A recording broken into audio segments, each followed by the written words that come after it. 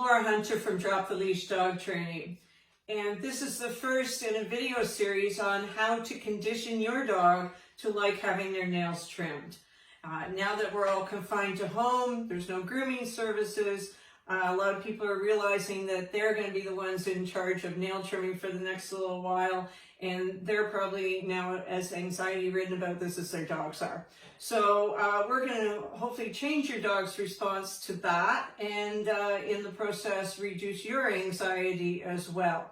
So I'm just going to go, in this video, I'm going to go through the steps to do this. I'm going to explain the process and give you some key concepts that will make it successful.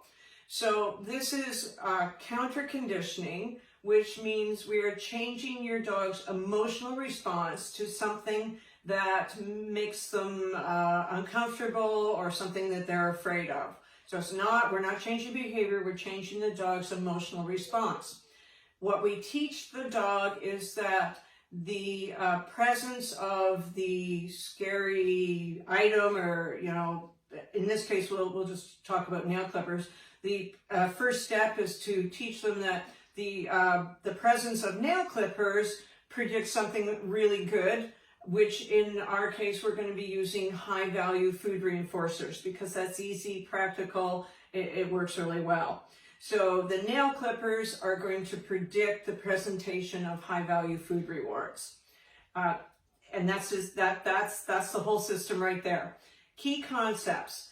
First of all, your dog has to feel totally comfortable at all times. So whichever step you're at, your dog has to feel comfortable before you move on to the next step. If I present the nail clippers right in front of the dog and the dog backs away or walks away, because we're not restraining them, this is choice-based, I will know that this is too overwhelming for the dog. So maybe I'm going to have to present the nail clippers at a greater distance. I want the dog to be okay enough that they stay there in the area with me.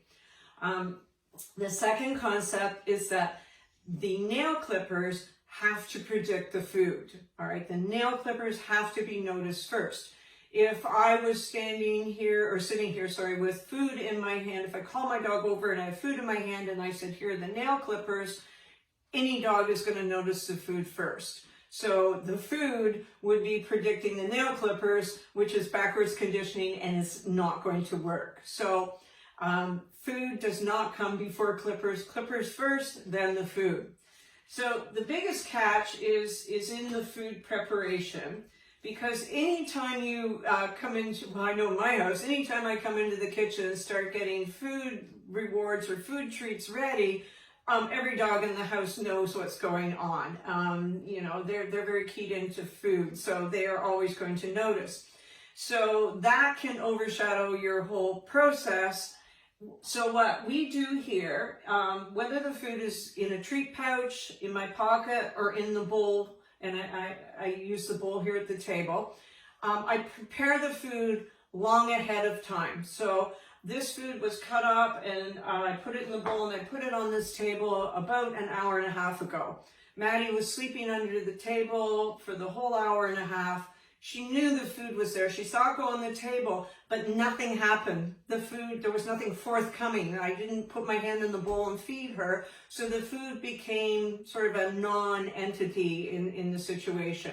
I would do the same thing with my treat pouch. I would cut up the food, and you want it to be super high value. I'll just throw that in there before I forget. Put super high value food in my treat pouch, but then I would wear the treat pouch around maybe for an hour or so. So again, I'm wearing a treat pouch with food in it, but the food is not coming out, so the dogs sort of settle down and forget about it. So you want to take the food sort of off the table, not literally, but off the table, so that when you present the clippers, that is the big event, all right? And the third concept is, how do you know when you can move on to the next step in the process? What you're looking for from your dog, what I'm looking for when I present these clippers to my dog, is for my dog to notice the clippers and then look at me as if to say, that's great, where's my stuff? Where's my food?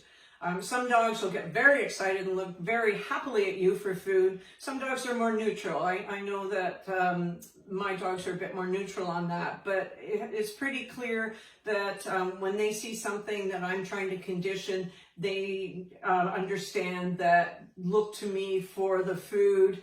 And at that point, I'll know that the dog has made the association between the scary thing and the good stuff. So they have a positive response to the scary thing, and they're ready to move on in the whole process. So just to recap quickly, you're looking for that positive emotional response, that happy anticipation, or that look that says, where's my food? You're going to prepare your food very far ahead of time and use it in such a way that, or leave it out in such a way that it's not a significant factor when you start the procedure. And you always want to work at a level at which your dog feels safe and comfortable.